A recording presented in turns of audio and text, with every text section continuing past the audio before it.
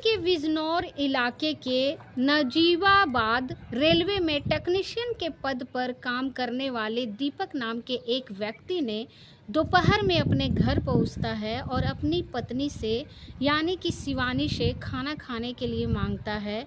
और ये वाक़या 4 अप्रैल 2025 की है, जब दोपहर के लगभग 1 बज रहे थे और वो अपनी पत्नी से खाना मांगता है। उसकी पत्नी शिवानी खाना बहुत ही प्यार से परोसती है और फिर अपने रूम में अपने बच्चे को सुलाने के लिए चली जाती है।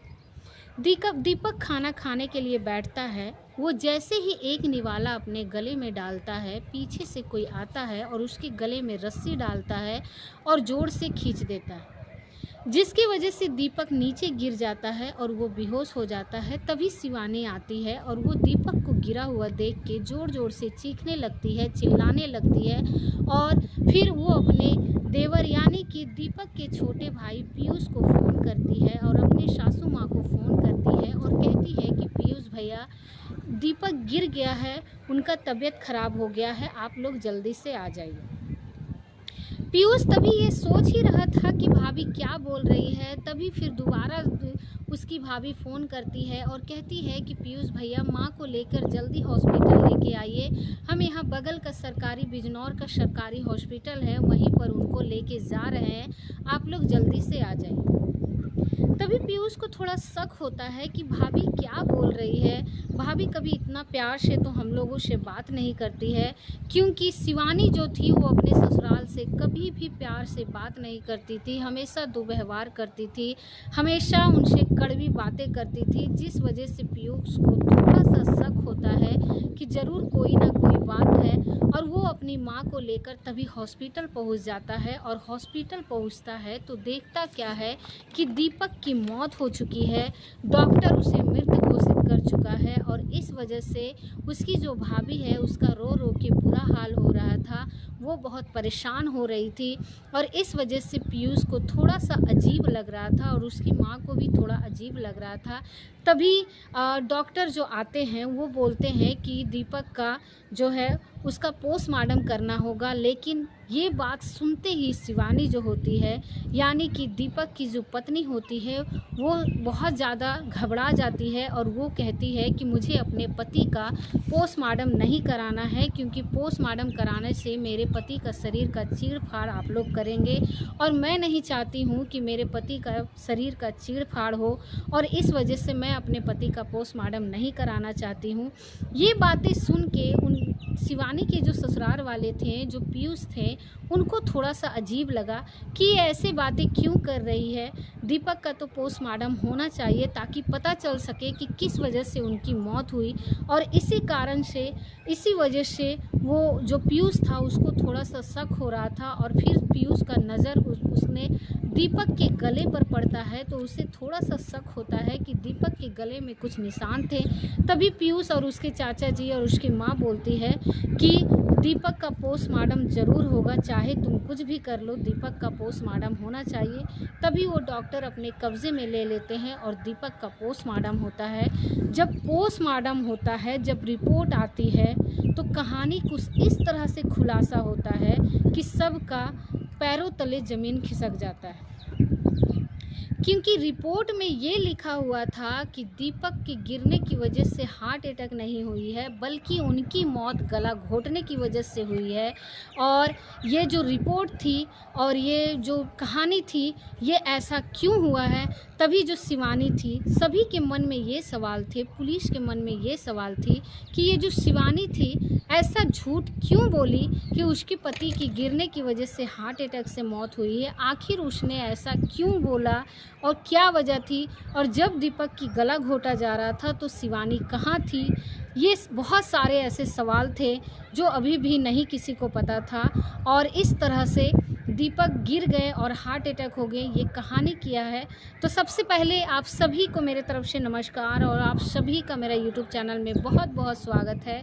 आज का जो वीडियो है, आज की जो सच्ची कहानी है जो मैं आपको सुनाने जा रही हूँ, ये सच्ची कहानी है बिजनौर इलाके की, नजीबाबाद इलाके की है, जहाँ पर एक दीपक नाम का लड़का है वो रेलवे कर्मचारी थे और उनकी कत्ल हो जाता है, उनकी मौत हो जाती है। किस वजह से हुई, कैसे हुई, ये सारी कहानी यहीं से होती है। दरअसल ये कहानी शुरू होती है, एक लड़का होता है जिसका नाम दीपक होता है। उसकी उम्र 29 साल होती है। वो उनके 3 भाई होते हैं और सबसे बड़ा भाई जो रहता है वो दीपक होता है और वो हल्दोर गांव का रहने वाला होता है। पढ़ने में काफ़ी ज़्यादा तेज था, तरार था और वो हमेशा पढ़ाई में हमेशा आगे रहता था और उसकी वजह से उसे सबसे पहले नौकरी सीआरपीएफ में लगती है 2021 में।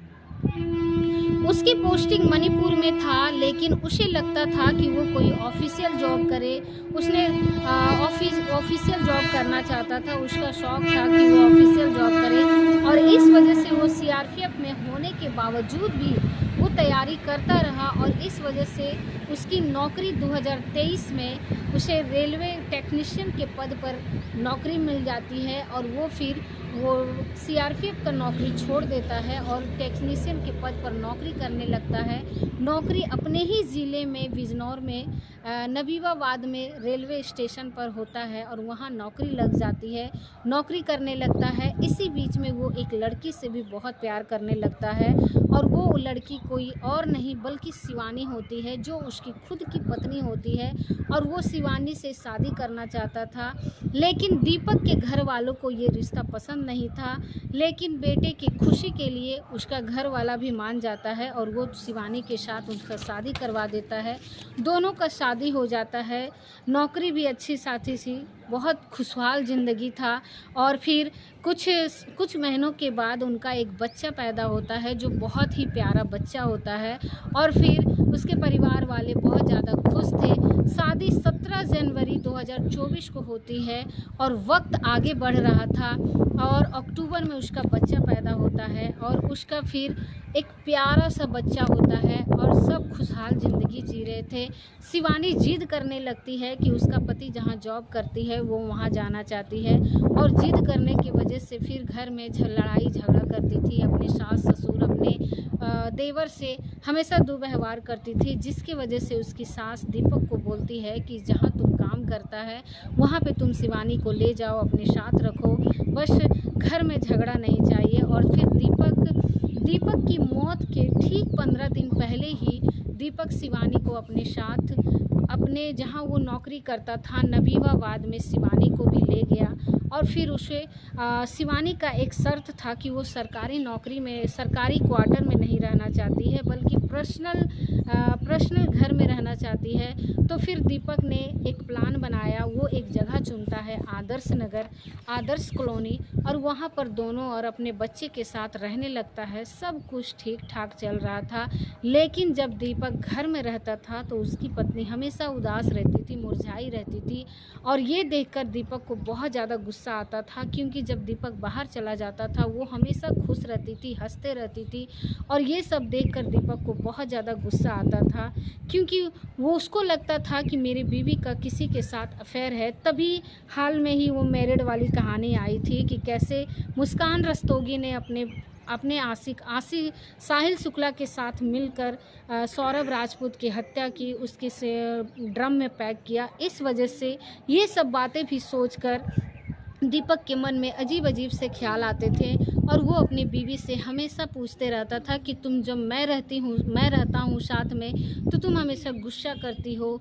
हमेशा चिड़चिड़ाई रहती हो और जब मैं घर से बाहर चला जाता हूँ तो तुम खुश रहती हो, तुम्हारा माजरा क्या है, आखिर तुम चाहती क्या हो। तो इस बात को लेकर भी दोनों में हमेशा नोक झोंक होते रहती थी और इसके वजह से वो दीपक बहुत ज़्यादा परेशान रहता था और वो उसको लगता था कि इसका किसी के साथ अफेयर है, शायद उसकी पत्नी उसके साथ रहना नहीं चाहती थी और इस वजह से दीपक उस पर बहुत ज़्यादा शक करता था और कहा सुनी के दौरान बहुत ज़्यादा तक हद से मारपीट भी हो जाया करता था। और एक दिन दीपक बोलता है कि बच्चे को मुंडन के लिए गांव जाना पड़ेगा, इसीलिए सामान वगैरह पैक कर लो और चलो गांव। तभी शिवानी जो रहती है वो बोलती है कि मुझे गांव नहीं जाना है, जो भी करना है यहीं करो, सब कुछ यहीं करना होगा, मुझे गांव नहीं जाना है। और इस वजह से दोनों के बीच में नोक झोंक हो जाती है और फिर से झगड़ा हो जाता है और शिवानी आदर्श कॉलोनी छोड़ने के लिए तैयार नहीं होती है, जो कि अभी दीपक को आए हुए 1 ही महीना हुआ था और फिर वो अपना दीपक अपना सामान वगैरह भी सारा कुछ पैक कर लेता है। और ये जो बात है आखिरकार 4 अप्रैल 2025 को की सुबह से दोपहर तक अपने ही पति की मौत का घाट उतार देती है शिवानी। सबसे पहले वो सुबह में नाश्ता में नशे की गोलियां मिलाकर चाय में दीपक को दे देती है, जिसके वजह से वो दिन भर नशे में रहता है और वो बेहोश में रहता है।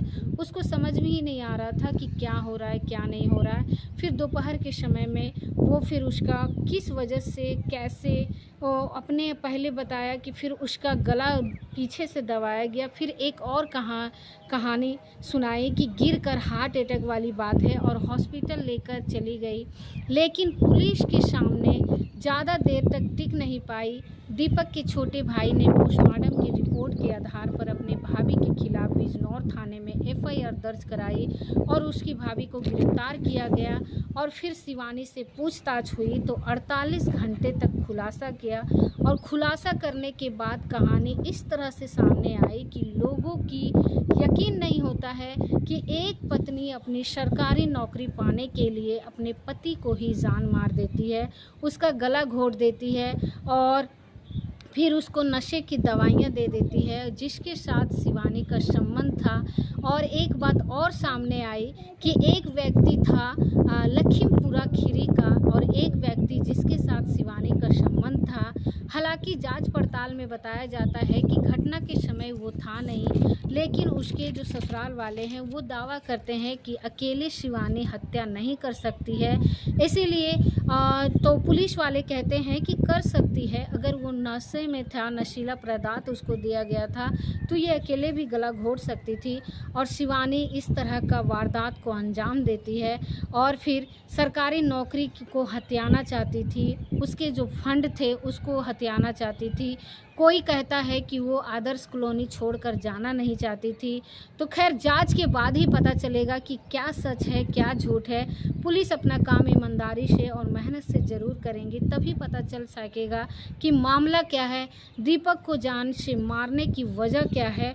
और सीडीआर रिपोर्ट निकलवाई जाएगी, तब सारी चीज़ें सामने निकल के आएगी। और ये जो बच्चा है उसके बाद पता चलेगा कि ये बच्चा नानी के साथ रहेगा या फिर अपनी दादी के साथ रहेगा। ये तो खैर वो बच्चे के फैमिली पे डिपेंड करता है।